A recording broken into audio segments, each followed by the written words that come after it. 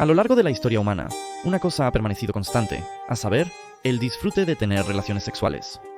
Sin embargo, al final de la Edad Media, la gonorrea y la sífilis eran comunes.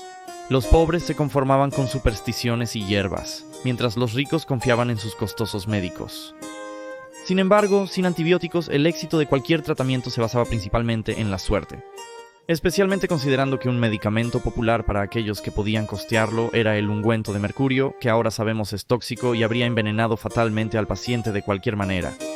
En el episodio de hoy veremos las pústulas y la viruela. Bienvenido a la locura medieval.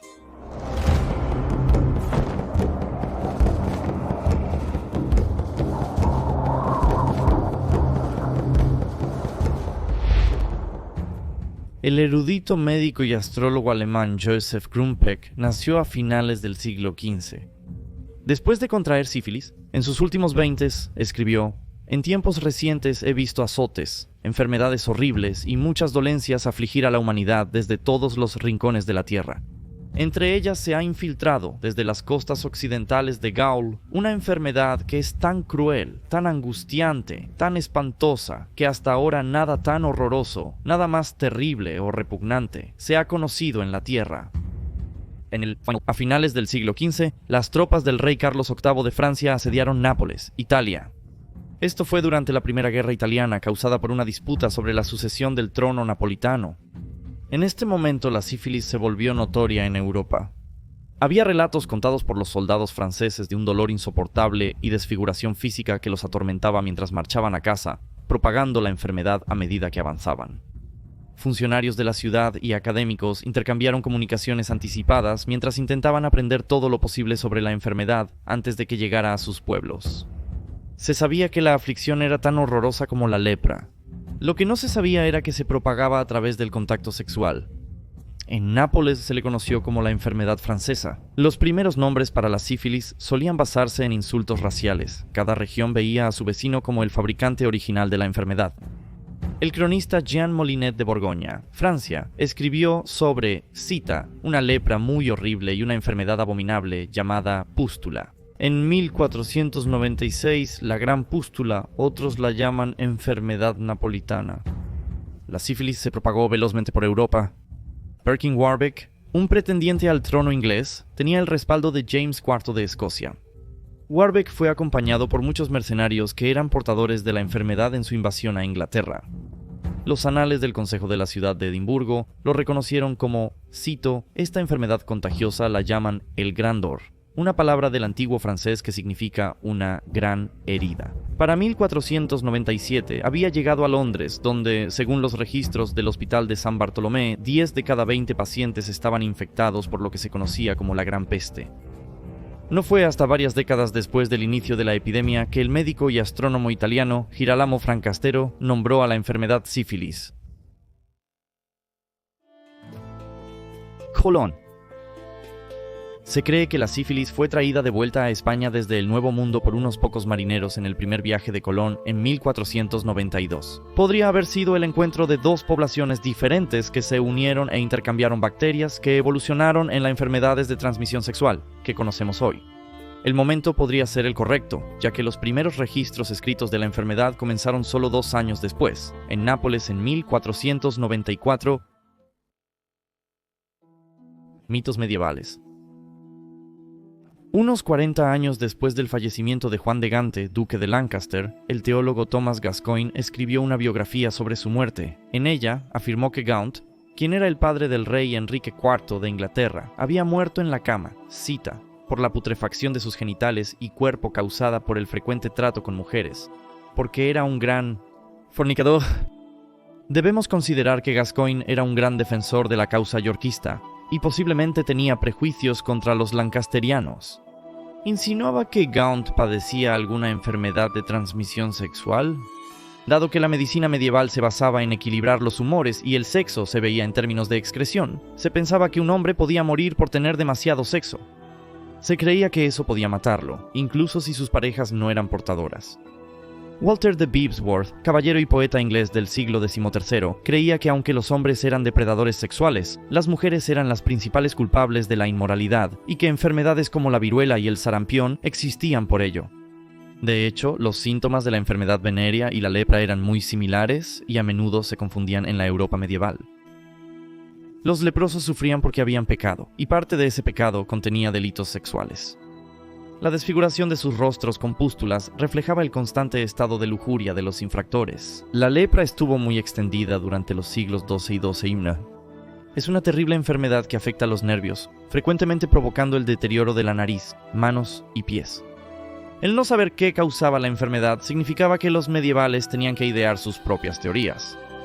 Cualquier transgresión contra Dios siempre se creía que tenía consecuencias en la Edad Media. Un acto sexual que no se realizaba con el único propósito de procrear se consideraba inmoral. Así, la enfermedad no se consideraba algo transmisible por contacto físico, sino consecuencia de una transgresión.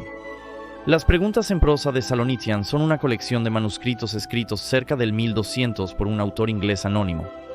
Describe cómo una mujer podría no contraer lepra a pesar de haber tenido relaciones sexuales con un enfermo, pero su próximo amante la contraería en su lugar. Para los medievales, la susceptibilidad de las mujeres era el problema principal. Se les consideraba lascivas y desenfrenadas, y se les culpaba por los pensamientos sexuales de los hombres medievales, así como de habitar lugares obscenos como tabernas y burdeles. Se consideraba que las mujeres eran las portadoras de cualquier infección no deseada, y los hombres medievales culpaban a todo el género femenino cuando contraían una enfermedad de transmisión sexual, no solo al individuo. En los baños públicos de Southwark, Londres, las prostitutas con enfermedad ardiente, probablemente gonorrea, a veces eran desterradas por las autoridades, pero la efectividad de esta medida preventiva era cuestionable. Curas. Se atribuye al arzobispo de Canterbury Thomas Becket un milagro de curación que involucra al noble Obo de Beaumont. Se volvió leproso justo después de una visita a un burdel. Otro hombre afectado con lo que se pensaba que era lepra inmediatamente después de visitar a una trabajadora sexual fue el fraile franciscano Arnaud de Velinol de Montelieu, en el sur de Francia. La experiencia entera lo asustó tanto que se volcó a la sodomía con jóvenes para su gratificación sexual. Beaumont fue juzgado en junio de 1323 por sus actividades homosexuales por Jacques Fournier, el futuro Papa Benedicto XII. El médico Juan de Gaddesden escribió un tratado sobre medicina llamado Rosa Anglica entre 1305 y 1307. En él enumeró muchas enfermedades y lesiones junto con sus remedios. Recomendó que para mantener el pene a salvo de daño, un hombre siempre debería comportarse como si supiera que su pareja está corrompida. Tan pronto como se retire el órgano, se le debe dar un lavado prolongado en agua fría o en orina, y luego envolverlo en un paño empapado con vinagre para purificarlo. Si las medidas preventivas frecuentemente fallaban, el paciente debía usar uno de los varios remedios disponibles para un pene con picazón o hinchazón. La Trótula, un compendio médico del siglo XII, comentó que había hombres, cito, que hinchazón del miembro varial, teniendo allí y debajo del prepucio muchos agujeros, y sufren lesiones. A estos hombres se les aconsejó aplicar una cataplasma en la zona para reducir la hinchazón, y luego, cito, dipe, lavar el cuello ulceroso o herido del prepucio con agua caliente, y espolvorear sobre él polvo de pez griega y podredumbre seca de madera, o de gusanos y rosa, y raíz de verbascum y arándano. John Ardane es considerado el primer cirujano de Inglaterra y el originador de algunas de las primeras curas viables en medicina. El médico del siglo XIV es reconocido por tratar a los caballeros con fístula en ano, una afección común por pasar mucho tiempo en la silla de montar. Su tratamiento para uno de sus casos, donde, cito, el miembro de un hombre comenzó a girar después del coito debido a la caída de su propio esperma, donde sufrió una gran aflicción de ardor y dolor, como los hombres cuando están tan heridos, fue particularmente brutal e involucró cortar la carne muerta del miembro con una navaja y luego esparcir cal viva.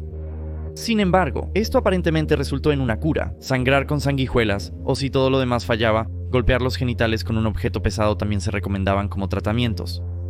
Si contraer una enfermedad se percibía como un castigo por el pecado sexual, entonces tal vez la pureza sería la cura.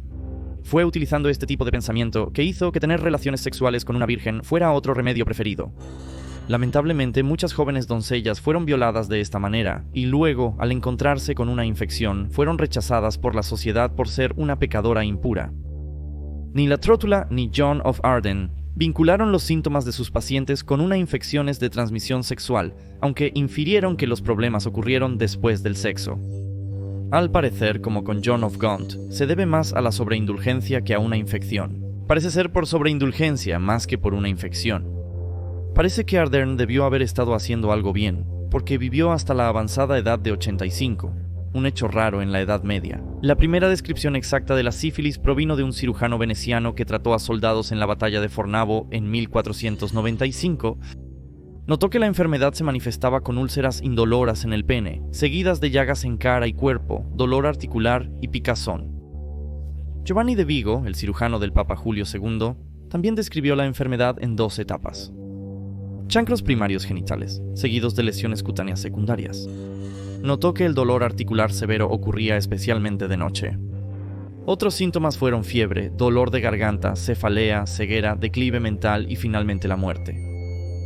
Todos, tanto los afligidos como los sanadores, coincidieron en que la aflicción impactaba alarmantemente al cuerpo.